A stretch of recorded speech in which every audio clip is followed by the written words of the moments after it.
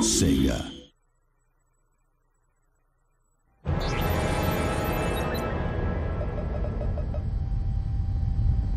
How are you feeling after your time in stasis? If it wasn't impossible, I'd swear I dreamt about them.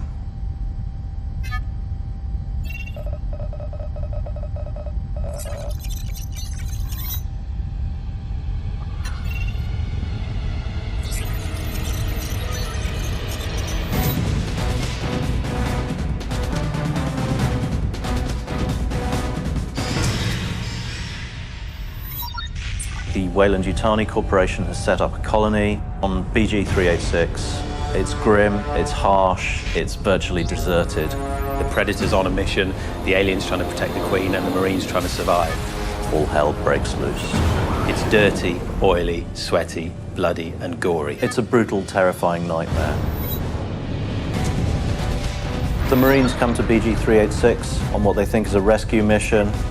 The Marines are onto the team. If they're going to survive, they've got to work as a team. They've got the classic pulse rifle, quick-firing, armor-piercing round, an underslung grenade launcher, shotguns, flamethrowers, got scope rifles, the ultimate weapon, the auto-target tracking smart gun, which is exactly what you need. Even though they have all these weapons, they sometimes resort to close-quarters combat, and sometimes they just got to turn and run. Firing in the darkness, never knowing quite where the aliens are coming from, hearing the blip of the motion tracker.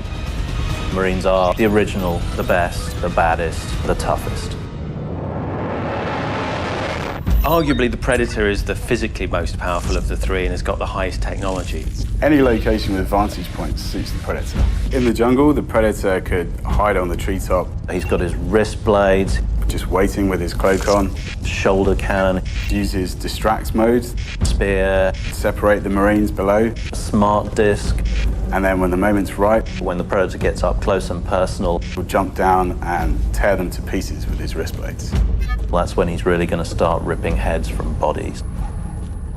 Can you imagine what it must be like to see one alive in the flesh? Nothing stands in its way. It will outlast us all. In many ways, the alien is the perfect organism. Pure of motive, it's all about survival.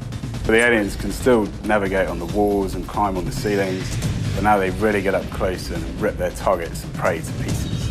The aliens are by far the fastest species on the planet. You are the weapon. You're a guided, fanged, clawed missile. The Predator and Marine, they carry weapons, but the alien actually is the weapon.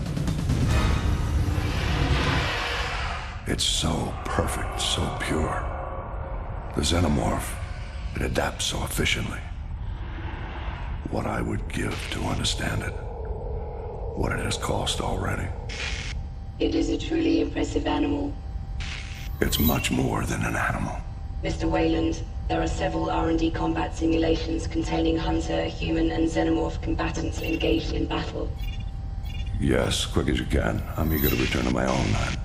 In many games, both sides are pretty much the same. We've got guys with guns and armor, but they're against things that don't have guns at all, that can leap around.